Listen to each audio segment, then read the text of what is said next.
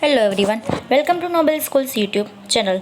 ધોરણ 6ના આજના લેક્ચરમાં આપણે એક્ટિવિટી 4 છે બિરજુ ધ બ્રેવ તે સ્ટાર્ટ કરીશું. એક્ટિવિટી 4, તમારા શિક્ષક વાર્તા વાંચી સંભળાવે ત્યારે પાઠ્યપુસ્તક બંધ રાખીને વાર્તા સાંભળો. તે પછી વાર્તા વાંચો અને તમારા મિત્રોને વાંચી સંભળાવો. Birju the brave. બિરજુ એક વ્યક્તિનું નામ છે અને બ્રેવ એટલે બહાદુર Birju. There was a small village in the mountains. There was એટલે ત્યાં હતું, સ્મોલ એટલે કે નાનું અને વિલેજ એટલે કે ગામડું. ઇન ધ માઉન્ટેન્સ એટલે કે પર્વતોની વચ્ચે એક નાનકડું એવું ગામ હતું. The name of the village was Surajpur. તે ગામડાનું નામ સુરજપુર હતું. There was a big forest all around Surajpur. સુરજપુરની આજુબાજુમાં બિગ ફોરેસ્ટ, બિગ એટલે મોટા અને ફોરેસ્ટ એટલે જંગલ, કે આજુબાજુમાં મોટા બધા જંગલ હતા. People in Surajpur wear happy. People એટલે કે લોકો અને સુરજપુરના હેપી એટલે કે ખુશ. સુરજપુરના લોકો ખુશ હતા. They worked hard and grieve good cops. તે એટલે કે તેઓ, સુરજપુરના લોકો. વર્ક એટલે કામ કરવું અને વર્કડ એટલે કામ કરતા હતા. હાર્ડ એટલે કે અઘરું. તેઓ અઘરી મહેનત કરતા હતા, કપરું કામ કરતા હતા. અને ગ્રો એટલે ઉગાડવું અને ગ્રીવ એટલે ઉગાડતા હતા. ગુડ એટલે સારું અને કોપ્સ એટલે કે અનાજ. તેઓ ખૂબ જ કપરી મહેનત કરી અને સારું એવું અનાજ ઉગાડતા હતા. એના પછીનો બીજો પેરેગ્રાફ છે બિરજુ અ યંગ મેન, એટલે કે બિરજુ એક યુવાન માણસ ઓલ્સો લિવ્ડ ઇન સુરજપુર. તે પણ સુરજપુરમાં રહેતો હતો. He was tall and handsome. તે કેવો હતો તો કે ટોલ એટલે ઊંચો અને હેન્ડસમ એટલે કે રૂપાળો, દેખાવડો. તે ઊંચો અને દેખાવડો હતો.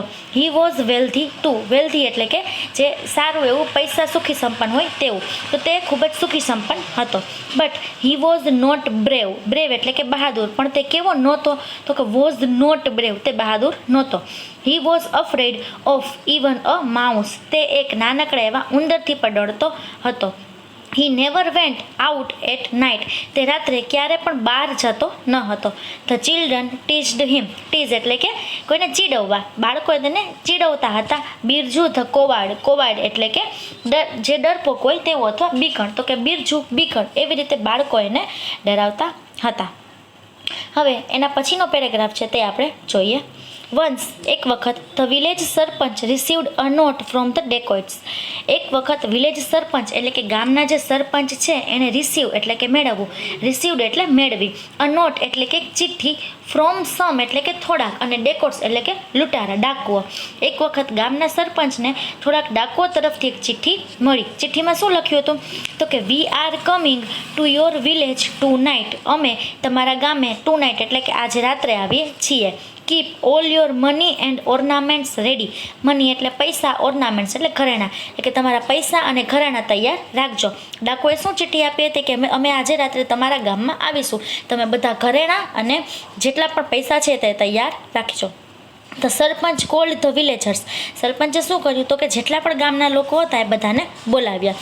હી શોવડ ધેમ ધ નોટ. અને સરપંચે બધાને જે લૂંટારોએ ચિઠ્ઠી આપી હતી તે મોકલી.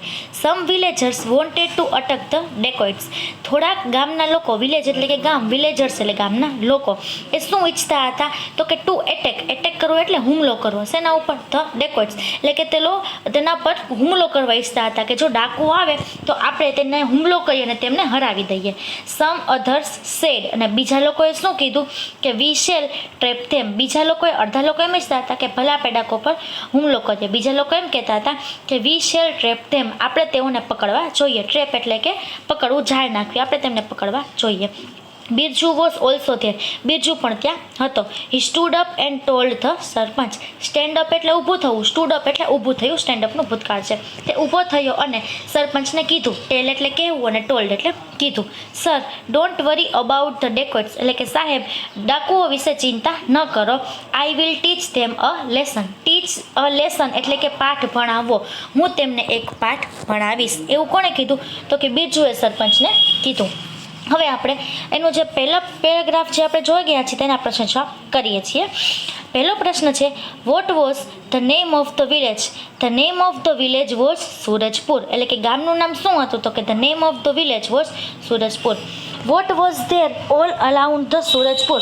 તો કે સુરજપુરની આજુબાજુમાં બધું શું હતું? એ પ્રશ્નનો જવાબ તમને પેરેગ્રાફમાંથી જ મળી જાય છે કે there was a big forest all around Surajpur. There was a big forest all around Surajpur. સુરજપુરની આજુબાજુમાં મોટું બધું જંગલ હતું.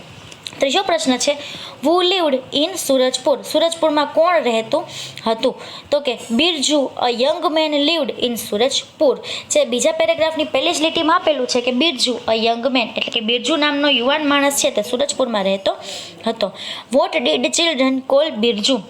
ચિલ્ડ્રન એટલે બાળકો બિરજુને શું કહીને બોલાવતા હતા?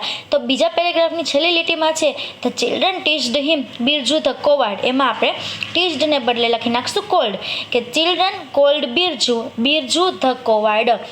બિરજુ ધ કોવાર્ડ જે રીતે લખેલું છે કે પહેલાં અલ્પવિરામ પછી ડબલ ઇન્વર્ટેડ કોમામાં લખેલું છે એ જ રીતે તમારે લખવાનું છે. હવે એના વિકલ્પો આપેલા છે. પહેલો વિકલ્પ છે where was the small village. Small એટલે કે નાનું ગામડું છે તે ક્યાં હતું? તો નાનું ગામડું ક્યાં હતું? તો કે ઇન ધ માઉન્ટેન્સ એટલે કે પર્વતોની વચ્ચે હતું. બીજો વિકલ્પ છે who was tall and handsome. Tall એટલે કે ઊંચો અને હેન્ડસમ એટલે કે દેખાવડો. કોણ ઊંચો ને દેખાવડો હતો? તો કે બિરજુ ઊંચો ને દેખાવડો હતો. એના પછી છે Birju was afraid of even અ ખાલી જગ્યા. બિરજુ અફ્રેડ ઓફ એટલે કે નાથી ડરવું. બિરજુ કોનાથી ડરતો હતો? તો કે માઉસ એટલે કે એક ઉંદરથી પણ ડરતો હતો. બિરજુ નેવર વેન્ટ આઉટ એટલે કે બહાર જવું. ભૂતકાળની વાત છે કે બિરજુ ક્યારે બહાર જતો ન હતો? તો કે એટ નાઇટ એટલે કે રાત્રે ક્યારે પણ બહાર જતો ન હતો. ત્રીજું છે people in Surajpur wear happy because. જે સુરજપુરના લોકો છે તે ખૂબ જ ખુશ હતા. શું કામ? તો કે પહેલો ઓપ્શન છે કે તેઓ ક્યારેય બીમાર નહોતા પડતા, કે તેઓ છે તે ક્યારેય કોઈ સાથે આક્રમકતાથી બોલતા ન હતા. ત્રીજું છે કે તેઓ ખૂબ જ મહેનત કરતા હતા અને સારું અનાજ ઉગાડતા હતા. અને ચોથું એવું છે કે તે નદી કિનારે રહેતા હતા. આપણો ઓપ્શન આવશે સી, કે તેઓ ખૂબ જ અઘરી મહેનત કરતા હતા અને સારું અનાજ ઉગાડતા હતા. અને ચોથું છે બિરજુ વોઝ એટલે કે હતો. બિરજુ કેવો હતો? તો કે બિરજુ અત્યારે બાળકો એને ચિલ્લાતા હતા કે એને ગુસ્સે કહીને કહેતા હતા કે બિરજુ કેવો છે? તો કે કોવાર્ડ, ખૂબ જ બીકણ છે. એટલામાં આવશે બી કોવાર્ડ. હવે એના પછીનો પેરેગ્રાફ છે એના પ્રશ્ન જોઈએ. એનો પહેલો પ્રશ્ન છે what did the village sarpanch receive from some dacoits. કે થોડાક ડાકો તરફથી વિલેજ સરપંચને શું મળ્યું? તો પેરેગ્રાફની પહેલી જ લીટીમાં છે કે the village sarpanch received a note from some dacoits. એમાં તમારે વન્સ એ શબ્દ કાઢી નાખવાનું છે. ફરીથી જવાબ બોલું છું. The village sarpanch received a note from some dacoits. કે વિલેજ સરપંચે, ગામના સરપંચે થોડાક ડાકો તરફથી એક ચિઠ્ઠી મળી. What did the dacoits ask the villagers to keep ready. Dacoits એટલે કે ડાકો અને વિલેજર્સ એટલે કે ગામના લોકોએ કીપ એટલે કે તૈયાર રાખવું. જે ડાકો હતા તેમણે ગામના લોકોને શું તૈયાર રાખવાનું કહ્યું?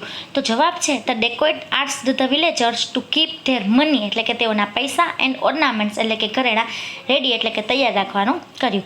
ફરીથી જવાબ બોલું છું. ધ ડેકોઇટ્સ એટલે કે ડાકોએ આસ્ક્ડ ધ વિલેજર્સ એટલે કે ગામના લોકોને કહ્યું ટુ કીપ એટલે કે રાખવાનું, ધેર મની એટલે કે તેઓના પૈસા એન્ડ ઓર્નામેન્ટ્સ એટલે ઘરેણાં તૈયાર રાખવા કહ્યું. What did some villagers want.